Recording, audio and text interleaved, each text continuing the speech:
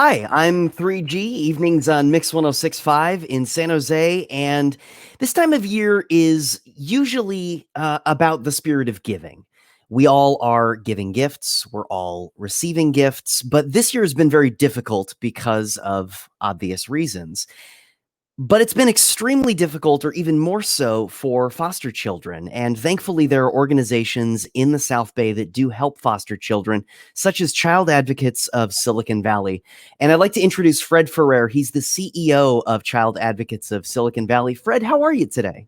Great, thanks. How are you doing? I'm doing very well. It's a beautiful day, and I think it's an even better day now that foster children in Silicon Valley are receiving help. Can you tell us a little bit about what Child Advocates does that helps foster children? Definitely. So, Child Advocates of Silicon Valley has been around for over 30 years, and we work with the dependency court in Santa Clara County.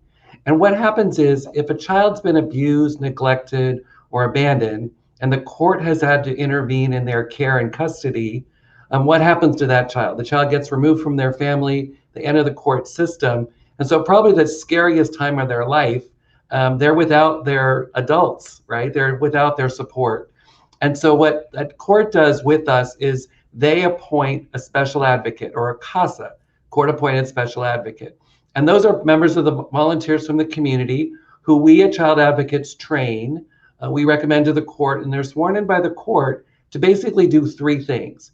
One is to be a mentor to the child, to spend time with the child, get to know them, understand their interests, their preferences, what's going on in their life, to be that support directly to them. Secondly, to be an advocate in the system, making sure that that child gets the services, the resources that they deserve. And then third, they report directly to the court. So judges have to make very difficult decisions in the dependency court. And so understanding who's speaking up for the child can really help a judge make a better decision. So CASAs, volunteers in our community, really play that vital role. And then this year, as we've had to cancel all of the normal kinds of activities that we do for kids around the holiday, if any year we needed to do something special for foster kids, it was this year. And so our toy drive this year took on really significantly more meaning just because it's been such a hard year for kids who are the most vulnerable in our community, have already gone through trauma, and now are experiencing the trauma of the isolation of the pandemic. Exactly. And thankfully, we have amazing listeners who helped us out. We had a Mix 106.5 holiday toy drive just a few weeks ago. And this year, we wanted to do something. We wanted to make a very specific goal. And that goal was to get a gift for every one of those 600 children that are currently being served by Child Advocates.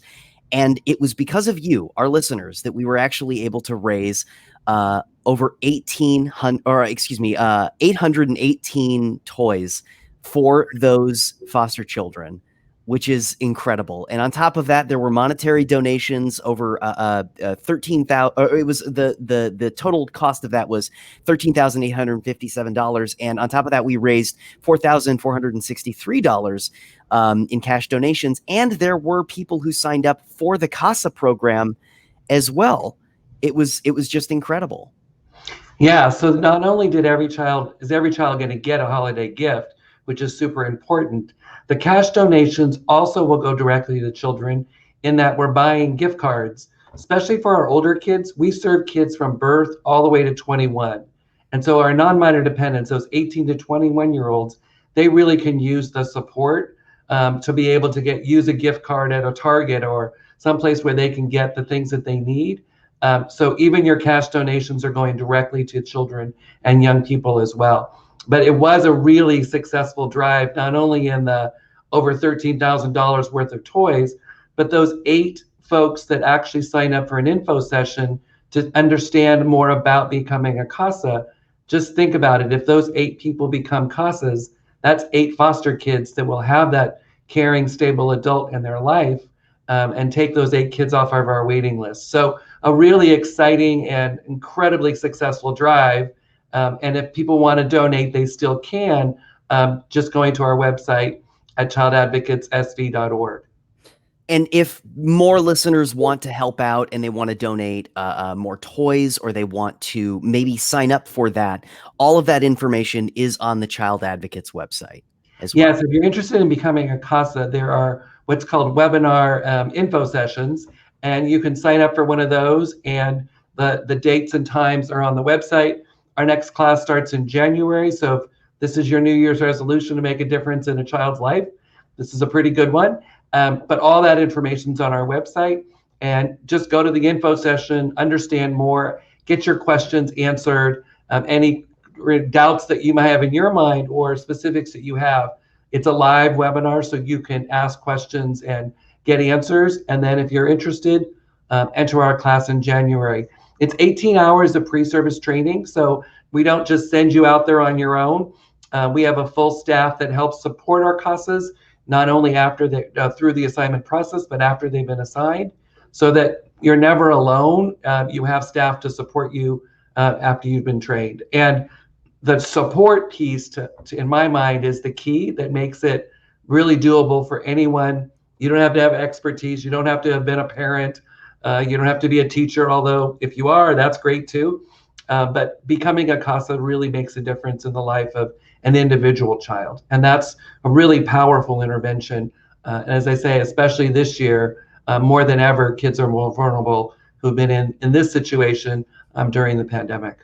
And it's a really, really powerful thing to be able to impact a child's life in the way that you can as a CASA as well. So if you'd like more information on what Child Advocates of Silicon Valley does, you can go to their website at childadvocatessv.org. There's a ton of information there. You can make a donation there as well. So yeah, well, the toy drive was a great success, and I can't wait to do it again next year because it was. So the only thing I have to make sure I say to all your listeners is thank you. Yes. This is the success of this drive was, we didn't know, right? During a pandemic, we didn't really know. And your listeners just hit it out of the park. And that makes such a huge difference directly in the lives of children, which sometimes is hard to do, right? You want to do something and you're not sure what. Well, I got to tell you, this is a direct gift to those children who really need it the most. And so thank you so much to your listeners and to all those who donated. And to me, this is a great way to celebrate the holiday. And it's that kind of positive kind of energy I hope we can carry into 2021. So thank you so much to your listeners and to Mary West Credit Union for their sponsorship and support. But on behalf of all of my kids, thank you so, so much. And thank you so much, Fred Ferrer, CEO of Child Advocates of Silicon Valley. Thank you to the listeners. Just echoing what Fred was saying. Thank you so much to the listeners for all of your support, for the donations, for the toys. Thank you to our sponsor, Mary West Credit Union.